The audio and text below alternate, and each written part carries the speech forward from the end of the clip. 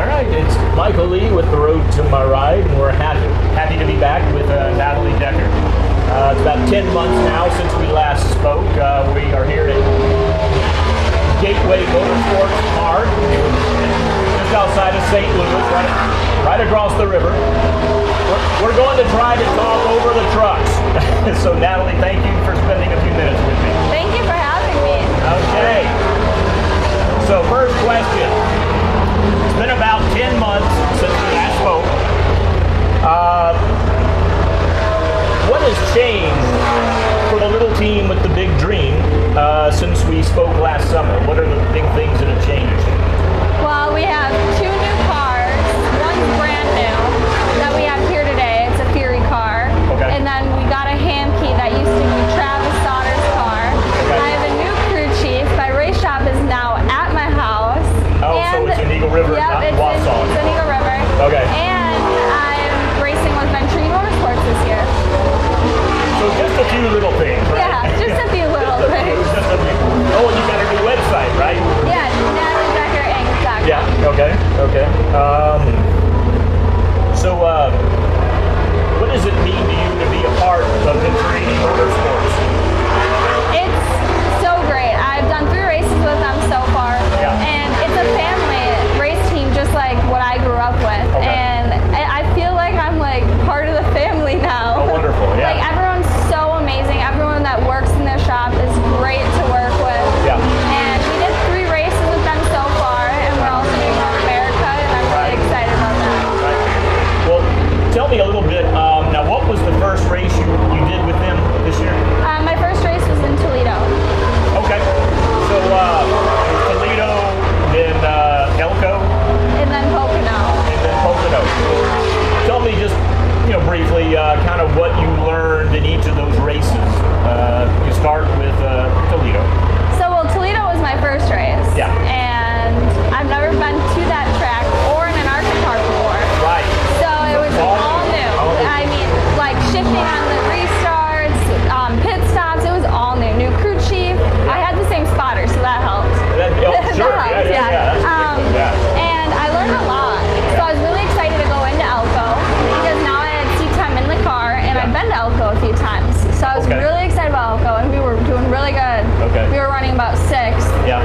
Like once we got up to 6, we were running there all day, and then we got spun out, and then got a penalty. So it like all went downhill after that. But we had a fast car.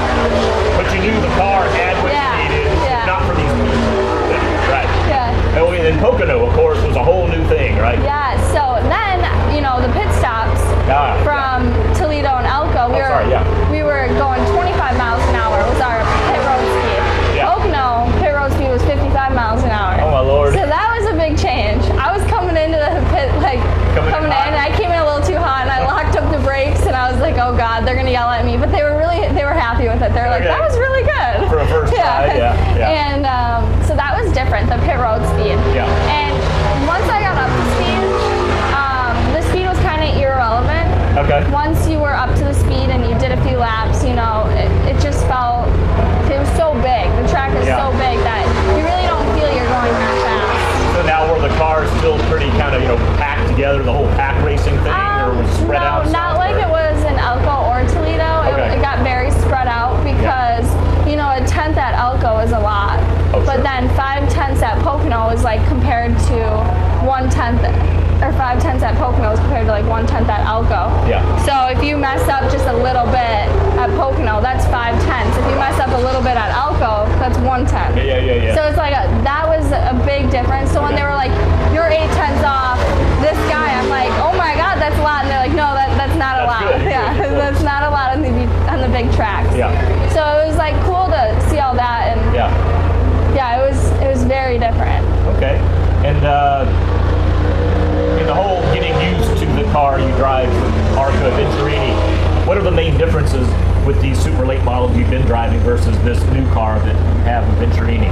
The super late models are like a big go-kart is the best way to explain it. Okay. It does what you want, when you want it to, like it does whatever you want. Even if it's set up bad, you can kind of still make it do what you want. You can work with it. And then with the ARCA car, they're so heavy, more horsepower.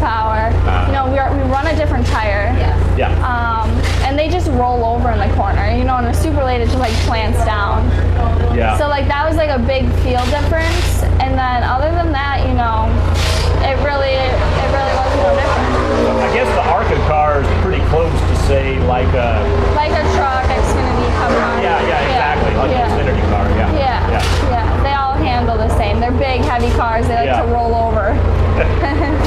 So I guess I remember seeing something in the off season, I guess in your social media, about how they make the seats, to fit each driver, and you were having, I guess, a seat made. Now, do you switch that seat from car to car, or is it like each car has to have its own, You have to have a few different seats because you have a backup car, and then, we went from Elko to Pocono, and that was like a 3-day difference because we were testing on Wednesday and the Elko race was on Saturday. Right. So yeah, you have to have a few different seats, but other than that, you just rotate them throughout cars. Okay.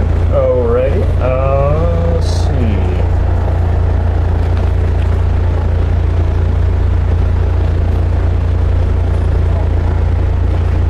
A little different topic. Tell me just a little bit about the charity work, the special causes that you represent. So, recently with Venturini, they work with PAD, People Against Distracted Driving. So once I saw that, we really wanted to get on board with that. So I've been doing a lot with that. And that's a big thing, so like when I can go to schools and talk about that and throw it in there. I guess especially like texting and driving. Yeah, texting and driving, anything distracted. So, and that's a really big thing that's happening now. And then we also started Races Against Bullying a few years ago. So when I go to schools, I can kind of throw in both and talk about both.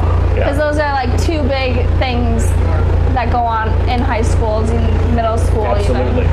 So I guess you try to go as many places as you can to get this message out. And even when we don't go to schools, we have it written on our hero cards, and we talk about it a lot. So just even at the racetrack, we can hit younger kids with it and send the message. Absolutely. Okay. So how would you say your fans have reacted both to going on with Venturini, your ever-expanding social media presence? What's the fan response been to everything? My fans are great. Like, I love them. I wouldn't be doing what I'm doing right now if it wasn't for them. Right. And all their support makes me want to even work harder and try harder. Sure. So it's very inspirational. Yeah, I guess that energy just keeps you going. All right. Okay. So I guess you've got Road America coming up with ARCA, Venturini. It's a legendary road course. Yes, I've never done it. State of Wisconsin that you've never done. What are you anticipating? What challenges lie ahead, do you think, with that track? To stay on the racetrack. That's everyone just tells me, stay on the racetrack and you'll be fine. Yeah, we don't take her off in turn 3. So the shifting is going to be different. You're going to be up, shifting down, shifting through every corner. Turning right. Yeah, and turning right. So I'm going to go there a few weeks early. Oh, good. You'll have some. And I'm gonna practice. Okay. Yeah. And that's going to be about the end of August sometime? Yeah. So I'm gonna go probably in July. Oh, for sometime.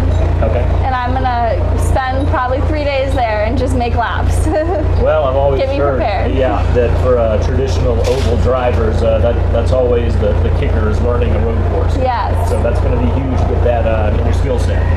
Absolutely.